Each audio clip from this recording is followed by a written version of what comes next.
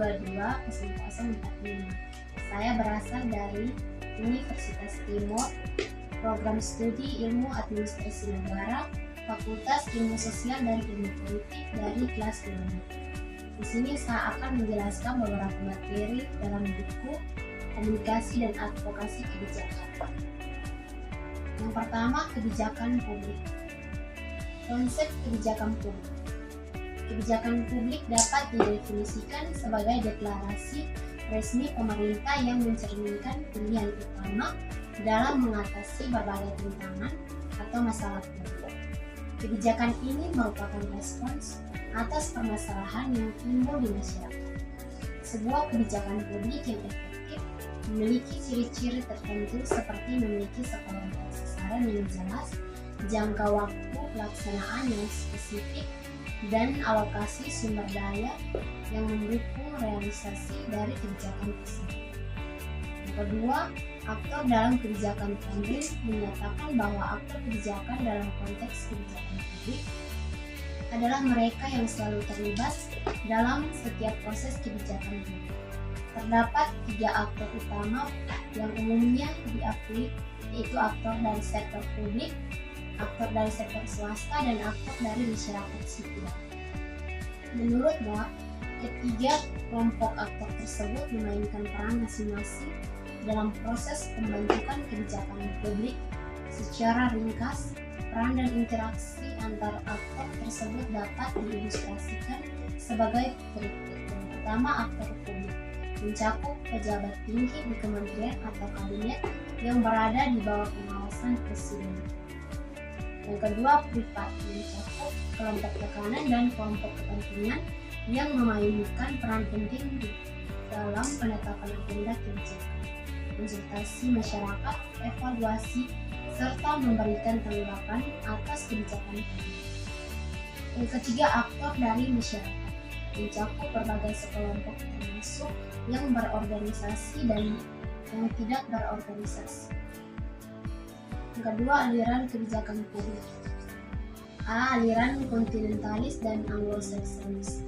Nugroho menjelaskan bahwa terdapat 2 pandangan utama dalam memahami kebijakan publik, yaitu A. Aliran kontinentalis dan anglo-saksonis. Nugroho menjelaskan bahwa terdapat 2 pandangan utama dalam memahami kebijakan publik, yaitu kontinentalis dan anglo-saksonis. Mengartikan kebijakan publik sebagai sesuatu yang berasal dari hukum, seringkali menyamakannya dengan hukum, khususnya hukum publik atau hukum tata negara. Kedua, aliran kebijakan publik di Indonesia. Nugroho menyoroti tentang kondisi di Indonesia secara objektif. Pelaksanaan administrasi dan kebijakan publik di Indonesia seringkali disamakan dengan hukum.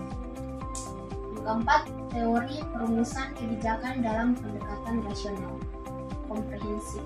Kualitas hasil kebijakan publik harus berdasarkan pada pertimbangan yang logis dan sesuai dengan situasi serta kapasitas yang ada. Dari yang kedua, manajemen kebijakan publik. Yang pertama, perumusan kebijakan. Tahap perumusan menjadi langkah pertama dalam keseluruhan proses kebijakan publik. Hal-hal yang ditentukan dalam pada tahap ini akan memengaruhi kebijakan publik di masa mendatang. Penting untuk diketahui bahwa perumusan kebijakan yang akan efektif bukan hanya konsep idealis yang penuh dengan prinsip-prinsip normatif, tetapi juga harus berfokus pada implementasi dan evaluasi. Oleh karena itu, perumusan kebijakan melibatkan serangkaian proses yang terbagi dalam beberapa tahap. Dalam hal ini, Refli menyebutkan tahap-tahap dalam kebijakan publik. Yang pertama, agenda setting.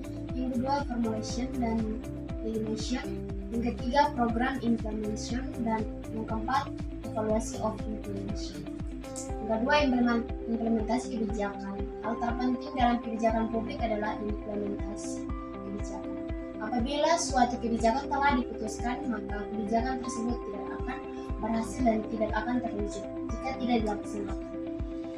Menurut Subianto, upaya implementasi kebijakan memerlukan keahlian dan keterampilan untuk memahami permasalahan yang ada sehingga posisi birokrasi menjadi strategis. Model Van Meter dan Van Horn. Dalam konsep yang diberikan oleh Van Horn dan Van Meter, mereka menyoroti pendekatan top-down.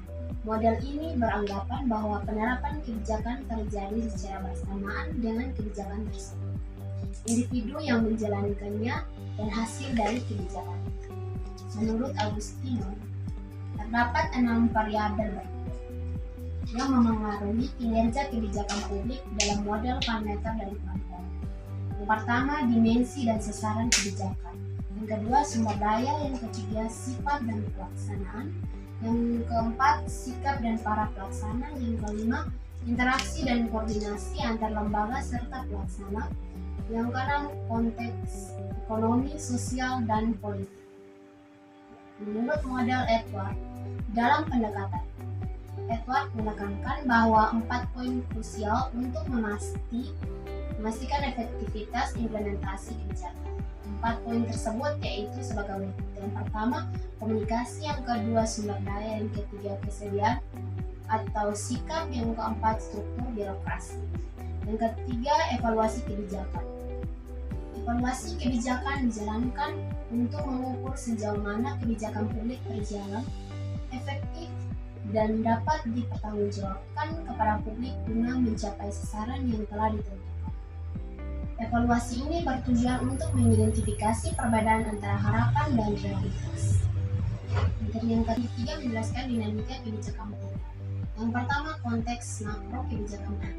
Makro kebijakan publik adalah strategi dan tindakan yang diambil oleh pemerintah dengan tujuan memengaruhi keseluruhan perekonomian atau struktur sosial secara menyeluruh. Kebijakan jenis ini umumnya difokuskan pada indikator makro ekonomi utama seperti tingkat pertumbuhan ekonomi, inflasi, dan pengangguran. Yang pertama, arti penting kebijakan publik menurut Anderson dan Ye menyebutkan bahwa studi kebijakan publik memiliki 3 manfaat penting, yaitu sebagai berikut. Yang pertama, berguna dalam pengembangan ilmu pengetahuan. Yang kedua, berguna dalam meningkatkan profesionalisme praktisi dengan memahami kebijakan publik. Yang ketiga, berguna untuk tujuan politik. Materi yang keempat, teori-teori pengambilan keputusan kebijakan. Yang pertama, teori rasional komprehensif. Menurut Holger Well, menjelaskan bahwa teori analisis kebijakan rasional komprehensif berlandaskan logika rasional dan menggunakan data serta informasi yang lengkap.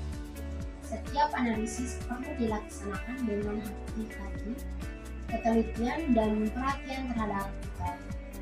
Dilakukan dengan memanfaatkan informasi yang telah dikumpulkan untuk menghasilkan kebijakan yang berdampak positif. Yang kedua, teori inkremental.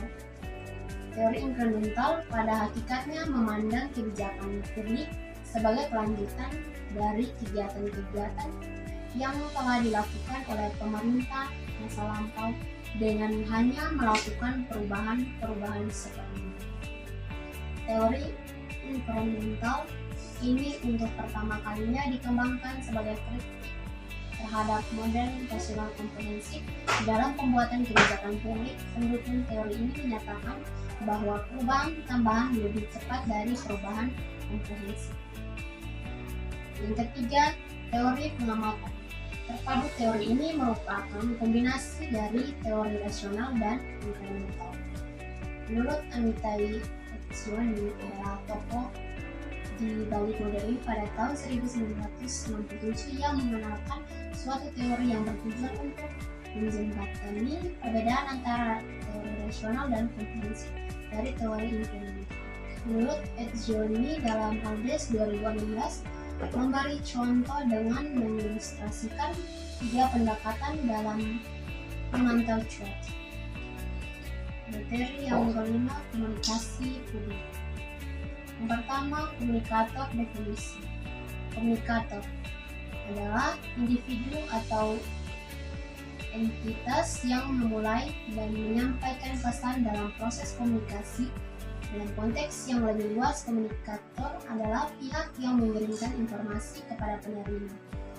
Ada dua kategori komunikator. Yang pertama komunikator personal dan komunikator institusional. Pertama, komunikasi interpersonal adalah seseorang yang berkomunikasi berdasarkan kapasitas pribadinya tanpa organisasi lain.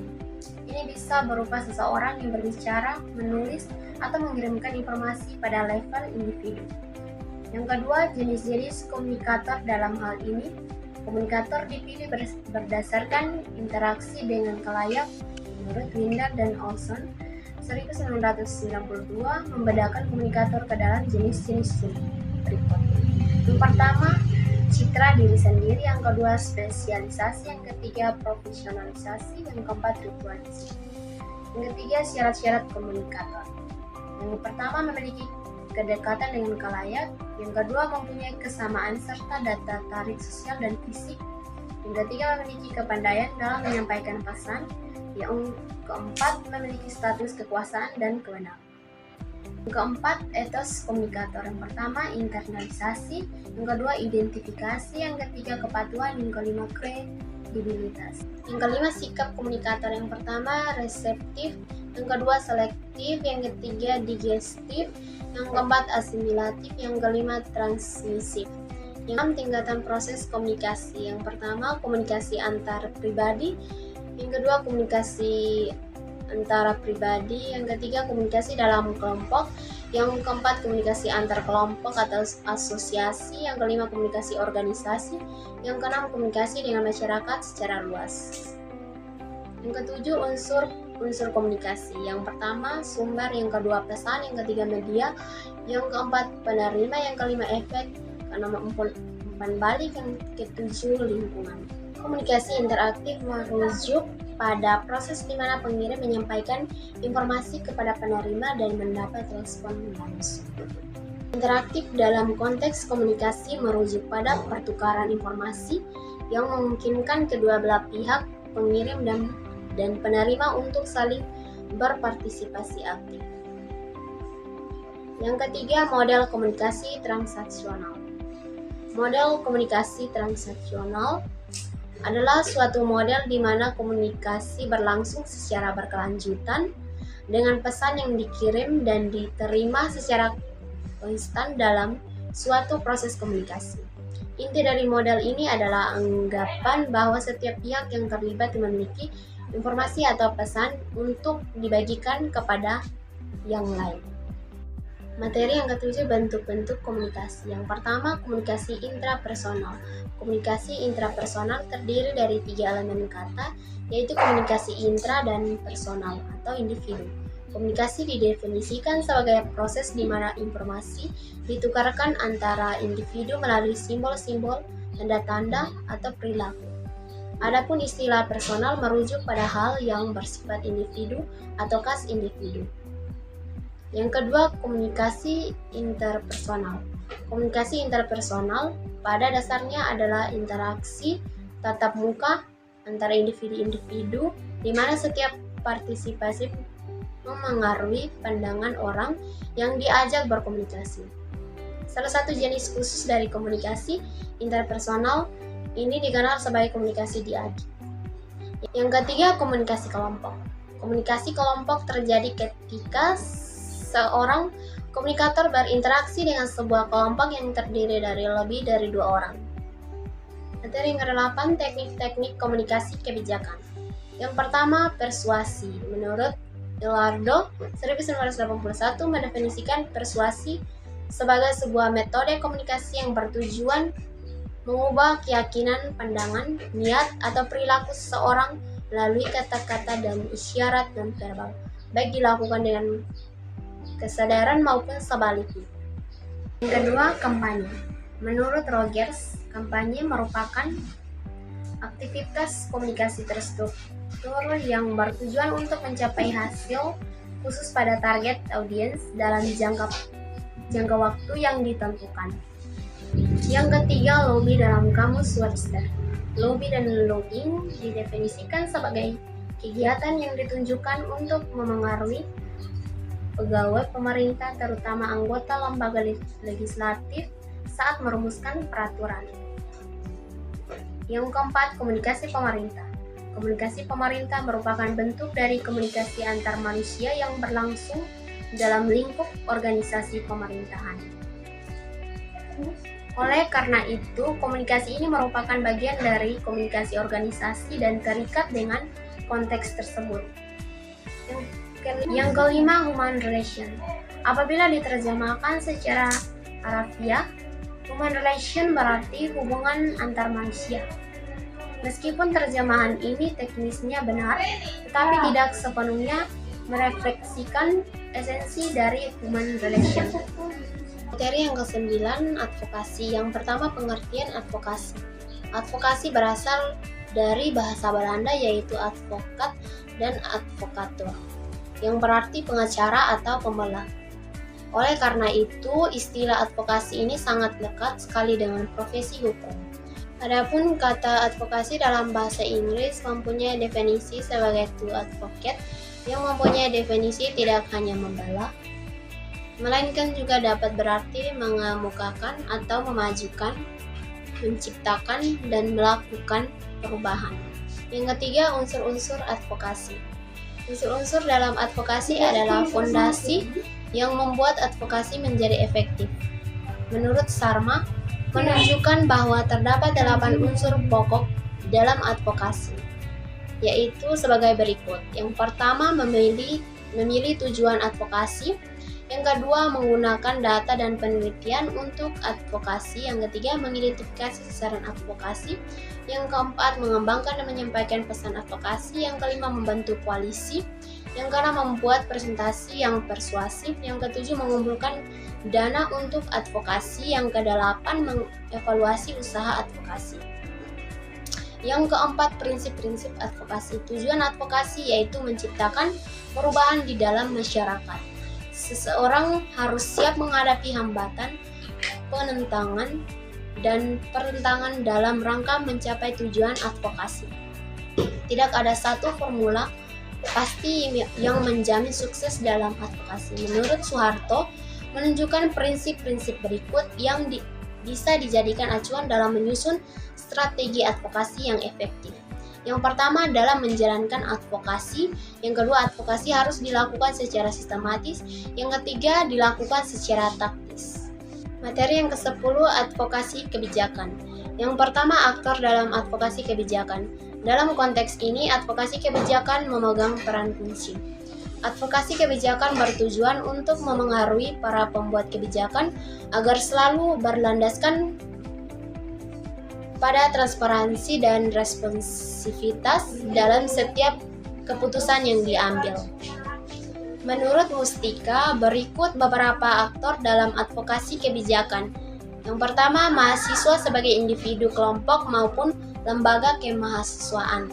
Yang kedua, organisasi sosial dan politik.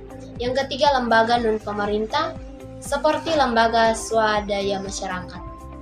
Yang keempat, kelompok masyarakat khusus, seperti petani, buruh, dan nelayan. Yang kelima, entitas atau organisasi yang memiliki pengaruh signifikan di masyarakat.